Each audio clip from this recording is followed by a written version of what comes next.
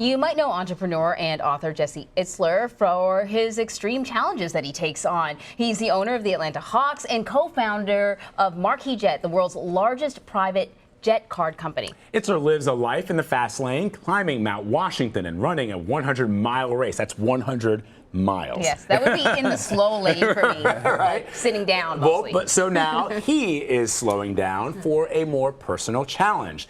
He's got a new book. It's called Living with the Monks, What Turning Off My Phone Taught Me About Happiness, Gratitude, and Focus. And here to talk us through that experience is Jesse Itzler himself. Welcome. Thank you, guys. Thanks so much for having me. Thank you for coming by, man. So given all the things that you've done and all the things that you do, what was it like to unplug? Hard. Yeah. I realize I don't spend a lot of time alone, and I don't spend a lot of time thinking. I have Siri, I have Alexa, I have all these different devices to get information, but I've lost like this greatest gift is my own intuition and the ability to, just be alone and think. So you had a certain idea of what a monastery was going to be like, though. Like you showed up with like a suitcase of bananas and no hair. Well, and Buddha it's beads. funny. The only expectation I had was from what I either read in a blog or saw on TV. So I thought monastery meant hundreds of monks, shaved heads, total silence, but that's not what this was at all. I was thrown for a completely different loop. And, I've always learned the best stepping into the unknown.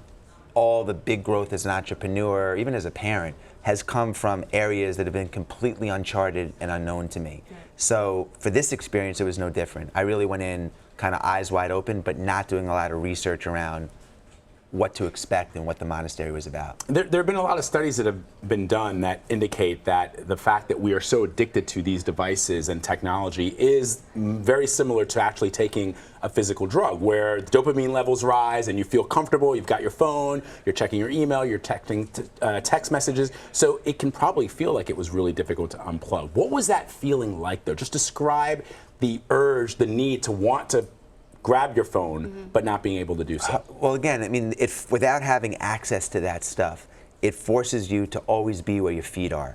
And for me, even though if I'm at my son's soccer game or I'm in a meeting, my head's always on my to-do list. It's weeks down the road. I'm very rarely exactly where my feet are.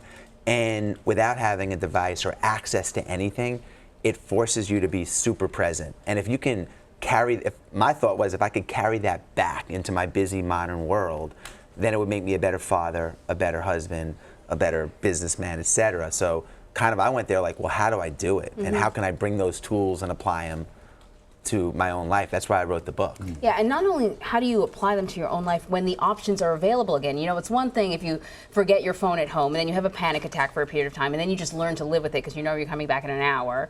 But to know that you can easily pick up that phone and choose not to, that has got to be a challenge. Have you been able to maintain that? In certain areas of my life, I realized that there are 4 key buckets of my life. My family, my wellness, my business, and my relationships/causes.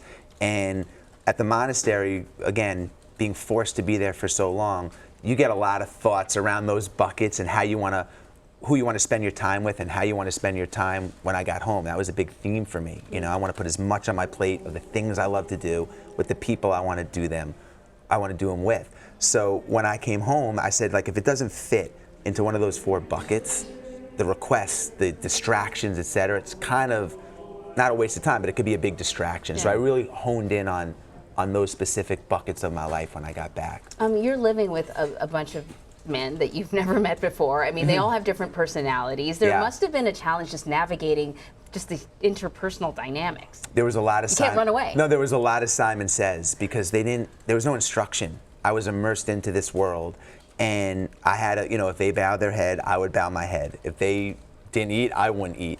And but that's a great way to learn. It really forces you to be aware. And now I remember when I used to go into business meetings as an entrepreneur at Marquis Jet, which was one of the companies I had, I would always walk into the meeting and I would look and see if someone had a running watch. And if they did, I knew there would be a connection, and I would immediately gravitate towards that. This was the same kind of thing. It was like I had to be very aware of, I didn't want to insult anybody.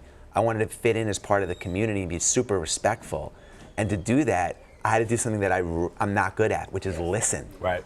it forced me to listen. Yeah, it's one of the things. I mean, they use that kind of training in martial arts where the very best teachers will not tell you what to do at all. They'll just go through the exercises, you'll observe and try to replicate, and through the force of that replication, you can achieve some level of proficiency. I love how on the book cover it says, warning, explicit wisdom, Yeah. right?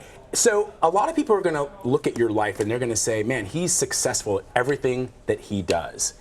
How will you take what you learned living with the monks to the things that you do in your daily life? And how can people take those lessons and apply them to their lives so they can be successful? Well, I think as an adult, it's really hard we have to work really hard to create newness because we're in routine. And our routine, you know, my work, family, repeat. And when you're in routine, time goes really fast. And then all of a sudden you wake up and you're 75 and you're like, oh, I had all these things I wanted to do. One of the biggest things for me wasn't a lesson that I learned at the monastery. It's about urgency and my relationship with time. You know, we think about relationships with people and our kids and our friends, but we don't think of our relationship with time. The average American lives to be 78. I'm turning 50.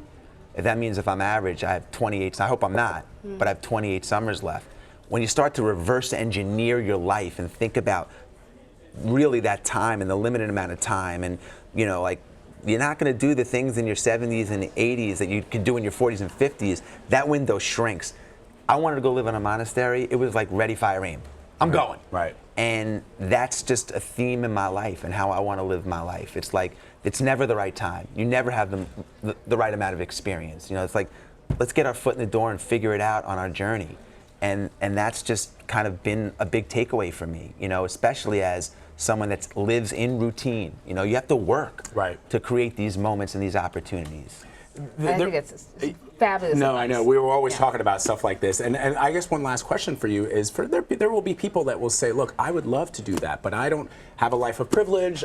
You know, I've got mortgage and I've got the kids and I've got, you know. My spouse won't let me go. My spouse won't let me go. Or single moms. I was raised by a single mom. And they look at books like this and they read them. My mom would read books like this and they were more like, you know, she'd read this and she'd dream about the life that you got to lead by doing this. What's your advice to people who say, yeah, I don't have the time because I'm constrained by things perhaps you might not be constrained by? Well, time is always the biggest excuse, and that's why I think reestablishing your relationship with time is important. But I was just on a trip with a friend of mine who's a police officer in Suffolk County with his daughter and my son, both 8 years old.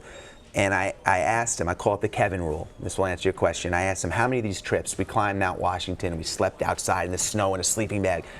Didn't cost anything, by the way. It doesn't cost anything to park there. Right. There's no admission. How many of these trips, Kevin, do you take? He said, every other month, I take a trip with either once a year with my friends from high school and college, but then with my family, and it could be to a pond or to a park or a museum. And I said, if you can't take one weekend out of every 8 weekends, you know, once every 2 months, you can't carve out one day or a weekend to create a memory or a moment, you're kind of out of balance. And it's the Kevin rule. And you know what? If I live 30 more years, hopefully I live longer, and do that 5 times a year, that's 150 memories that I created for my family and for my friends. So I don't think it's about money. It's about a willingness to make it a priority to build your life resume, to put things into your life outside of work that make you more interesting. The more you experience, the more you have to offer. But it's up to you to make that happen. I think people need permission to do that, though. You know, particularly when you become an adult, there are all these responsibilities, and you sort of, the definition of an adult is someone who meets these responsibilities. Often they have to do with other people's needs, and you feel selfish when you say, I want to take time out for myself. It's true. It's true, and you have to release the guilt. I mean, it's again, it goes back to being where your feet are. You know, I mean, I know that in those moments that I'm not guilty, I'm not with my family or my kids, because when I'm with my family or my kids, I'm with them. Right. And it just creates a different, you know, way to approach life. Yeah. You know, Jesse, it's also very cool. As I'm listening to you talk and I'm thinking about us, we are of a certain age, right? And I'm guessing that if young people, teenagers or high schoolers and college kids start with the lessons that you learned here, it will create a sort of path for them for their entire lives. I mean, you point out that we probably have another 30, 40, maybe summers left. Somebody who's only 15 or 16 has their entire life ahead of them. What are some of the lessons that can be imparted that they can then use going forward for the rest of their lives? I think carving out time to be alone, carving out where do you think best, spending as much time in that space as you can. Where do you think best? For me, that's been running. and I carve out an hour a day, and that's where I think best and get my most thoughts. So that's been a really big, a big theme in my life. And it's, even if you just think about this, if you took an hour a day, again, you start when you're young, and you take an hour a day for 30 years, you just take an hour a day for yourself. Taking sleep out of it, you're really getting 2 free years of alone time. And you get clear thoughts, you get an idea, you get creativity. I mean, so the younger you start to really realize like how important your intuition is, and the only way you can be in touch really with your gut or your intuition is being alone, I think the more powerful a lesson it is. And to be clear, alone doesn't mean an hour on the couch watching TV. That's Right. not, even if someone says, well, that's my happiness. That's part right? of our problem is that we Right. can't truly ever be alone. Right. Often we need company, Yes, and it's exactly. whether it's the TV or And the you don't phone. have to go to a monastery for it, Right. But I think that that's a really important thing to just realize. And you can't really be truly intimate, and I don't mean intimate in a sexual way. I mean like intimate emotionally, unless you're fully present. And that's hard. It takes practice. And if you don't exercise that muscle, then you're going to struggle with it. As I did, and as I still do. It's a work in progress for me. Jesse Itzler, thank you so much. So great. Thank you very Thank you, much. guys. Appreciate it. Thank you. The book is called Living with the Monks, What Turning Off My Phone Taught Me About Happiness, Gratitude, and Focus. Thank you, guys. Thank you.